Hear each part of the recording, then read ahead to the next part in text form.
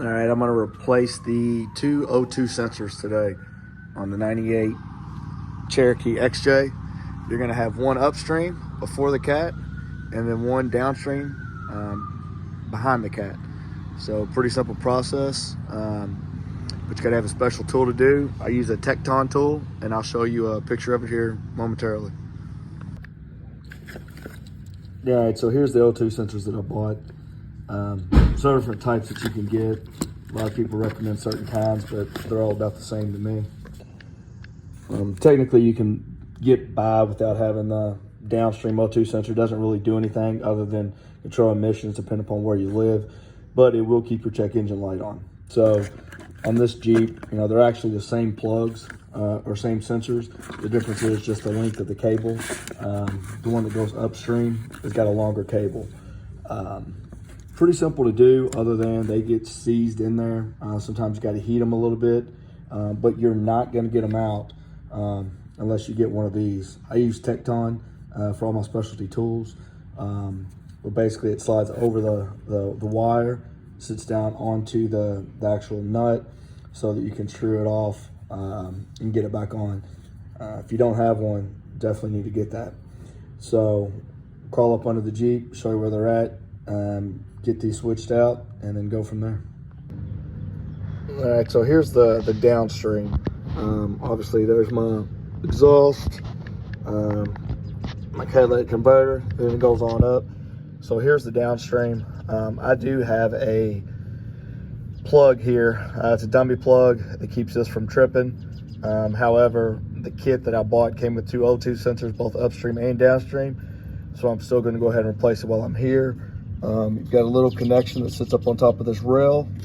And like I was saying, that tool, you actually slide it over here to where it grabs onto it. Then you can put your 3/8 drive, ratchet, whatever in here and twist it off. So we'll do the downstream first because it's the easiest to get to. All right, still on the downstream. I just cut the zip ties off so you can see the plug. Pretty much just press here, pulls apart. Make sure you disconnect this plug before you try to unscrew this, because if not, you're just going to twist all your wires up.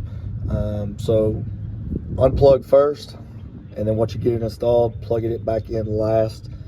And then I'll put the link to the Tecton O2 wrench or socket on there, as well as the O2 sensors that I use for this. Again, everybody says, for Jeeps, you should take NTK or Mopar, but they all last about the same. The ones that I've got in here are Bosch, and they've got several years on them, so they're not very expensive to replace. So I'm just doing the cheap route for now. Right, so you just follow your exhaust up, come up under the oil pan. There is your upstream O2 sensor. I know it's a little dirty under here, but I'm getting ready to replace this exhaust and run with headers anyways, but we're gonna go ahead and switch this out now, and the plug for it, just follow, is right over here. So we're unplug that thing and then switch this O2 sensor out and make sure she fires up and no codes. Obviously new versus old. Of course, I gotta take that plastic ring off, but you can definitely see it's seen its better days. All right, new one's back in. I don't know if it'll zoom in or not, but new one's back in, zip tied up, replugged in. So let's give her a start. All right, so running good.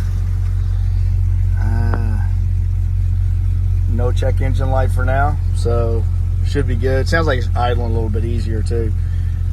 I'll post the link to the ones I got, which are just off Amazon, but definitely if you don't have that Tecton tool, you're gonna be up shit creek. We'll stay informed and let you know how these O2 sensors work once we get a little bit of mileage on them.